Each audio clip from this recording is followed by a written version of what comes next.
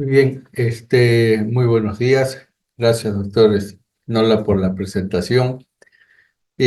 Aprovechando que estamos acá descansando por las fiestas patrias muy cerca de la bella ciudad de Rioja, en Tarapoto, permití proponer acá al departamento dar un par de charlas como ya lo he hecho en Tarapoto. Y me pidieron que hablara sobre ovario poliquístico. Dentro de las charlas que tenemos de ovario poliquístico, escogí esta, que dice síndrome de ovario poliquístico, una enfermedad sobrediagnosticada. Generalmente nosotros escuchamos hablar en la patología ginecológica de ovario poliquístico, no solamente en el ambiente médico, hospitalario, sino en el ambiente familiar. Muchas veces se escucha en la ay, mi hijita tiene ovario poliquístico, mi hijita tiene ovario poliquístico. Y hay una serie de conceptos erróneos en relación al ovario poliquístico. Entonces, esta charla tiene como objetivo una charla muy amplia que yo voy a resumirla. Algunos slides los voy a pasar rápidamente que considero pueden no interesar mucho para los objetivos que yo quiero dar en esta charla.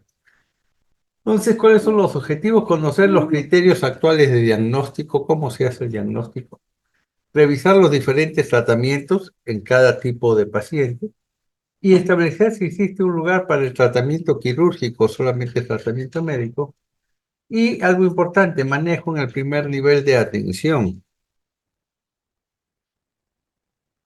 Todos saben que el síndrome de ovario poliquístico es un trastorno, es quizás el trastorno reproductivo más frecuente, porque está relacionado a un problema que se llama anovulación, o sea, falta de ovulación, ¿no es cierto? Afecta al 8 al 13% de las mujeres en edad reproductiva y al 21% en los grupos de alto riesgo. Y es la causa de más del 70% de casos de infertilidad por anovulación. El nombre de la enfermedad de síndrome de ovario poliquístico, que también se llama síndrome de Stein-Leventhal, se debe a que en el año de 1935 estos dos señores, Stein y Leventhal, perdón, presentaron este paper en relación a 8 casos de chicas que tenían entre sus características amenorrea, no menstruaban, asociado a ovulación y que tenían ovarios grandes, lisos, y que ellos atribuían que tenían varios quistes. Y el aporte de ellos es que asociaron los ovarios llamados poliquísticos a la amenorrea y asociaron el síndrome a ciclos anovulatorios. Entonces tenemos aquí dos cuestiones. Por un lado, amenorrea, ausencia de menstruación, y por otro lado, ovario poliquístico.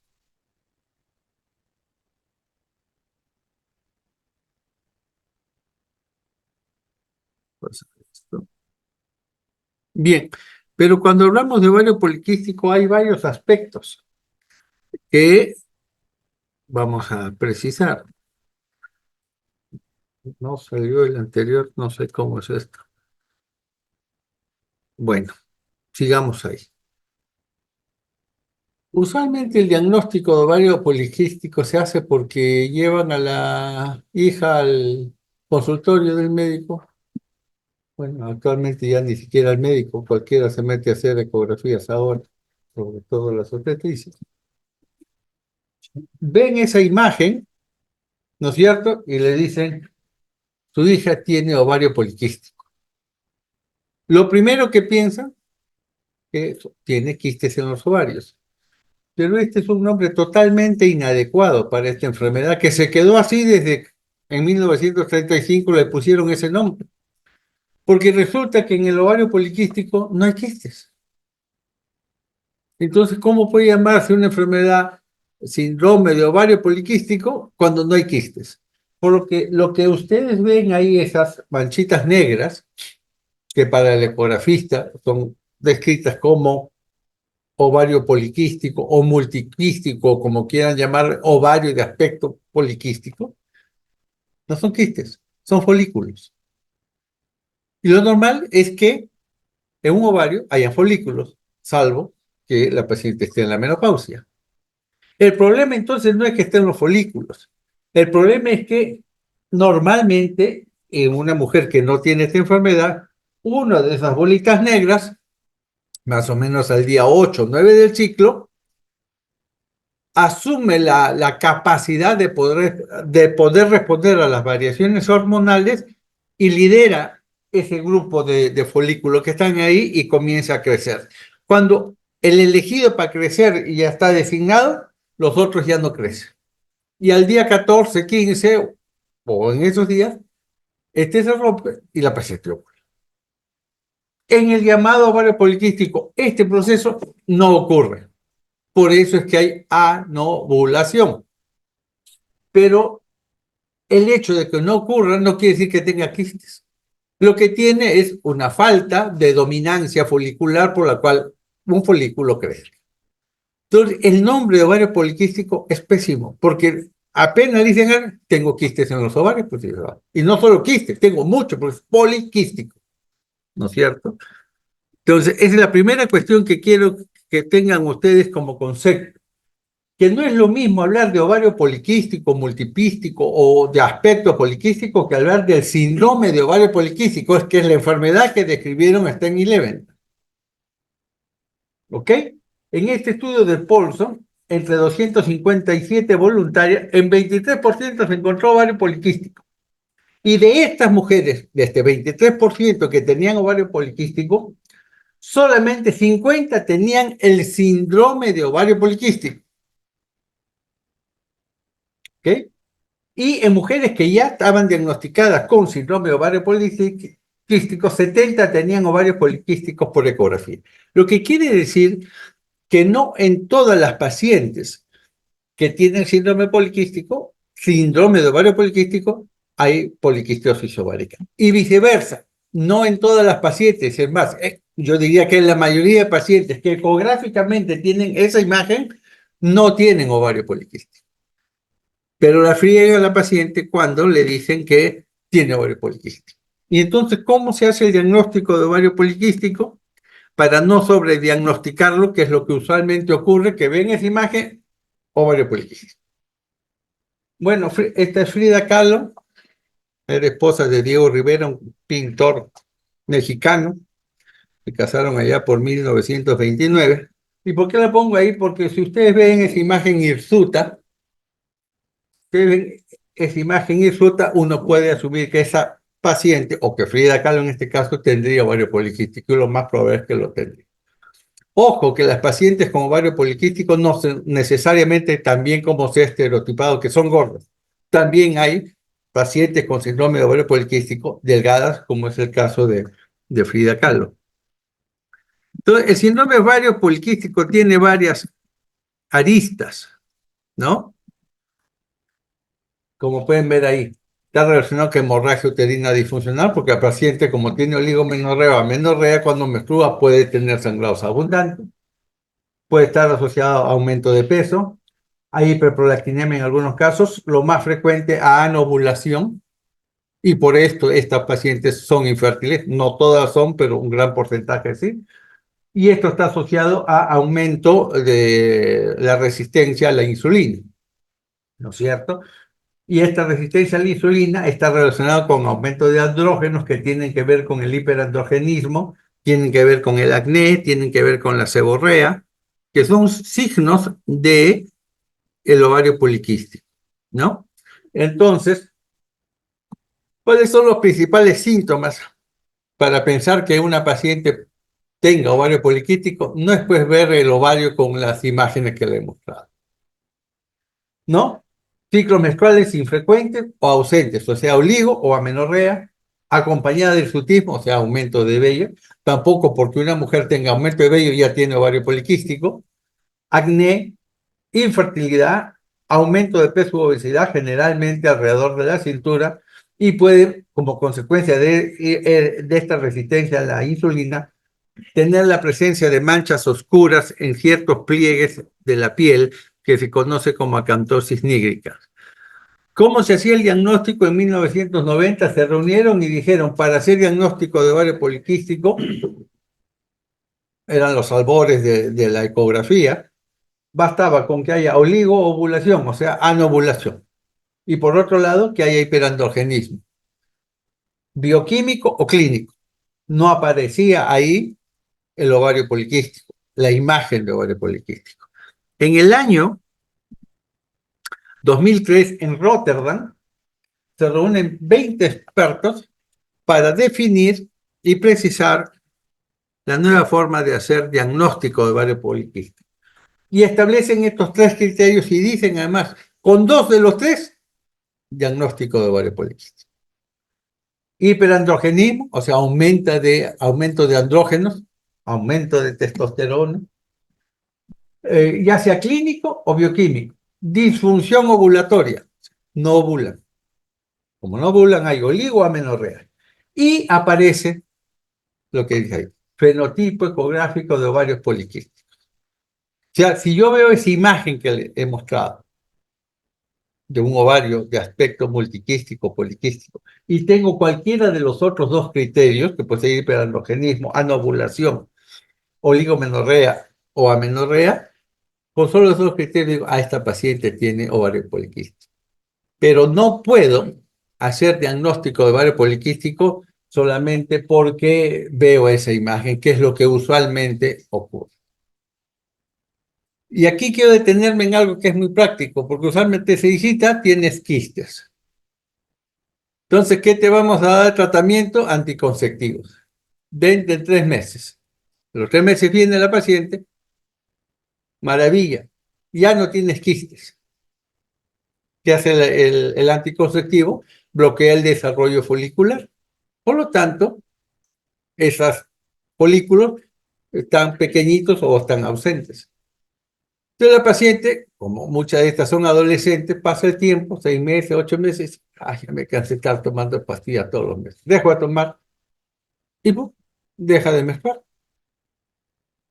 La llevan, le va al ginecólogo, segunda barbaridad, te han regresado los quistes. Pero si nunca tuvo quistes. Y no estoy cuestionando ni criticando que se le dé anticonceptivos, que lo vamos a ver en la parte de tratamiento. Lo que estoy cuestionando es la interpretación que se le da a ese fenómeno que ocurre cuando uno le da el anticonceptivo, de decirle, te desaparecieron los quistes, te volvieron los quistes. Porque ahí la estamos fregando a esta persona. Porque le seguimos diciendo que tiene quistes y nunca los ha tenido. Puede que pueda tener un quiste de ovario, como cualquier mujer, un quiste, no sé, un quiste folicular, un quiste mucinoso, seroso, un quiste endometrioide, pues es otra cosa, no tiene nada que ver con esta enfermedad.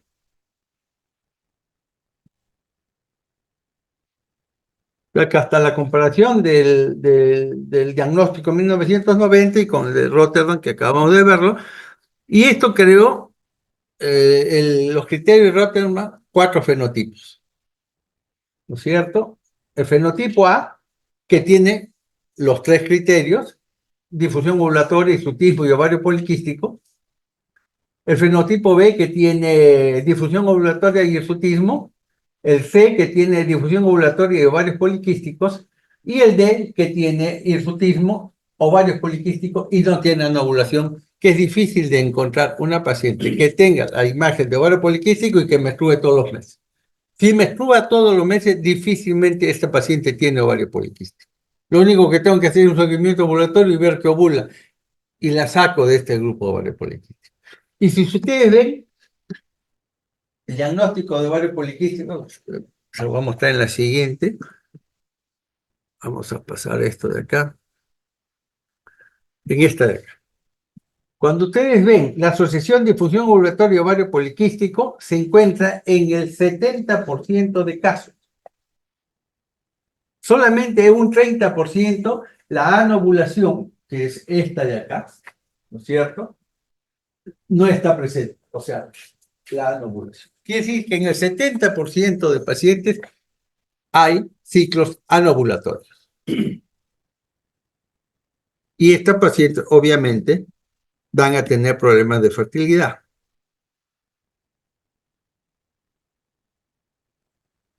Entonces, primera cuestión que quiero que graben y que cambien el chip de informar a esta persona es que la sola presencia de esta imagen de ovario multiquístico no hace diagnóstico de síndrome de ovario poliquístico. Uno puede decirle, oiga, tiene usted un ovario de aspecto poliquístico. ¿Por qué? Porque hay varios folículos.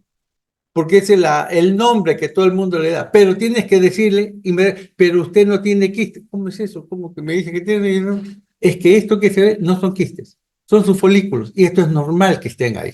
Su problema es otro, que no se produce lo que les he explicado, ¿no? La dominancia folicular, por eso no ovula. Esa es la información que hay que dar. Porque si no, la paciente entra en trompo cuando le dicen, tenías quistes, ya no los tienes, te han vuelto a aparecer y entonces, ¿qué hago? Y más aún, que el tratamiento, otro concepto importante, ¿el ovario poliquístico se cura? El ovario poliquístico no se cura. Nadie cura ovario poliquístico. Y no se cura porque no se sabe precisamente dentro de ese engranaje fisiopatológico que se produce aumento de LH, aumento de andrógenos, aumento de resistencia a la insulina, cuál es el hilo de la madeja para desenredar. Por lo tanto, nadie cura ovario poliquístico. Lo que se hace es tratar el ovario poliquístico. Por lo tanto, es un tratamiento de larga data. Más aún si se está en la adolescencia, que es donde hay un mayor porcentaje de chicas que tienen ciclos anovulatorios. Y al inicio de la adolescencia tampoco es necesario dar ningún tipo de tratamiento porque esto es parte en muchas chicas del proceso natural de maduración del eje hipotálamo hipófiso gonadal. Entonces, ¿a quién hay que tratar? No es a la chica, sino a la madre que ve cada mes a ver si ya menstruó la hijita, no vaya a estar embarazada, y está chequeando si ya ve la toalla y no la ve y se asusta y la lleva al médico, ¿no es cierto? Para decir, oiga, tranquila, vamos a esperar que esto se regule. Si pasa el tiempo y esto no ocurre, entonces ya tenemos anovulación y ya podemos hablar de síndrome ovario poliquístico. El cuarto, solamente una palabra, resistencia a la insulina, es la incapacidad de la insulina para poder meter la glucosa dentro de las células. Eso es resistencia a la insulina. ¿Y qué es lo que tiene que hacer el organismo? Aumentar la insulina para poder meter la glucosa dentro de la célula, porque si no, la glucosa sube. ¿No es cierto? Eso es resistencia a la insulina. Pero eso genera aumento de andrógeno. Y el aumento de andrógeno genera hirsutismo y genera todo este proceso de anovulación por este hiperandrogenismo intraovárico. Entonces, los mecanismos por los cuales la insulina aumenta la producción y acción de andrógenos, hay aumento de la síntesis de andrógenos por la teca del ovario, aumento de la síntesis de andrógenos suprarrenales, disminución de esta globulina, que es la globulina transportadora de hormonas sexuales. Como disminuye, por lo tanto, hay más testosterona libre, aumentan los andrógenos, hirsutismo, aumento de beta. Disminución de la proteína transportadora de factor de crecimiento de la insulina y aumento de la secreción del LH, que es una de las características cuando uno hace diagnóstico, ¿no? Uno encuentra más LH que FSH. Pero eso no es un criterio de síndrome ovario poliquístico, pero se ve. ¿No? En conclusión, hay un defecto particular del mecanismo por receptor y como le dice, una hiperinsulinemia compensatoria de la resistencia a la insulina. No toda gordita pues tiene síndrome de ovario poliquístico, ¿no? No son las pinturas de Botero. Pero ¿cómo podemos nosotros evaluar si una paciente que tiene sobrepeso tiene ovario poliquístico? ¿Cierto? Entonces, la obesidad se encuentra en al menos en el 50%, pero le digo, hay síndrome ovario poliquístico delgadas. Hay dos mecanismos. Por un lado, la medición del índice de masa corporal, ¿no? Que es muy fácil de hacer, peso sobre talla al cuadrado, por encima de 30 está con sobrepeso, u obesidad, perdón. Y también hay marcadores clínicos de resistencia a la insulina, ¿no? La relación cintura-cadera. Ustedes ven acá, que es una pera. Hay muchas mujeres que tienen una cintura igual que esta. Pero hay otras pacientes, otras mujeres, que tienen la cintura como una manzanita, ¿no? ¿No? La cintura así y las caderas así. ¿No es cierto? Entonces, si uno ve esta característica solo mirando, en una paciente que tiene un poco de sobrepeso, puede asumir que podría tener síndrome ovario poliquístico, pues no se puede estereotipar y decir, tiene ovario poliquístico. Bueno, y este es el test de OMA para valorar cómo se ve si hay resistencia a la insulina o no. Esta es la fórmula, resultado mayor de 2 nos habla de resistencia a la insulina. Y en cuanto a la exploración física, básicamente, ya dijimos el índice de masa corporal, esto de que es acantosis nígrica relacionada a resistencia a la insulina, son esas manchas que aparecen en el cuello, en las axilas, en los codos, pero más sobre todo a nivel de la nuca. Otro signo asociado a hiperandrogenismo es el acné, la seborrea, el hirsutismo, que puede ser en diferentes partes del cuerpo. Acá este es el score de Ferriman-Wolve, que establece las características de vello en las diferentes partes del cuerpo. De ahí se hace una puntuación para hacer el diagnóstico y determinar la gravedad del hirsutismo. Y el otro mecanismo que se utiliza es el índice de andrógenos libres. Yo para eso tengo que tener un laboratorio que me dose la globulina transportadora de hormonas sexuales, testosterona total. Si no lo tengo, eso no quiere decir que no pueda hacer el diagnóstico con las cosas que les he mostrado, ¿no? Acá, acné, seborrea, aumento de vello en una paciente que no menstrua todos los meses, y si encima le hacemos una ecografía, ahí está el diagnóstico. No necesito de laboratorio. Entonces, el hiperandrogenismo se va a asociar a hirsutismo, acné, alopecia y seborrea. Bueno, y va a acompañarse también de infertilidad, enfermedad metabólica, enfermedad cardiovascular. Se asocia incluso a cáncer, yo tengo mis dudas, pero se asocia que la anovulación produce hiperplasia endometrial, y esta hiperplasia endometrial no tratada podría degenerar en cáncer posteriormente. Siempre se dice eso, pero en la práctica real no es tan real. Y esta es la fórmula para hallar el índice de andrógenos libres, que, como le digo, eh, si no los tienen, no se hagan problemas, porque hay diferentes maneras desde el punto de vista clínico de confirmar el diagnóstico de síndrome ovario poliquístico. Y no sobrediagnosticarlo, ni mucho menos subdiagnosticarlo. Y hay varias áreas de manejo del ovario poliquístico. Al ginecólogo básicamente le ocupa el trastorno menstrual y la infertilidad. El tema del hirsutismo lo ve el dermatólogo. El tema del síndrome metabólico lo ve el endocrinólogo, el internista. Lo que quiere decir que el manejo del ovario poliquístico es multidisciplinar. Pero en la parte que a uno le toca, hacerlo bien, no hacer daño, comenzando desde dar una información adecuada. Con eso ya se ganó un montón. Gobierno Regional de San Martín, Dirección Regional de Salud. Generando desarrollo con transparencia.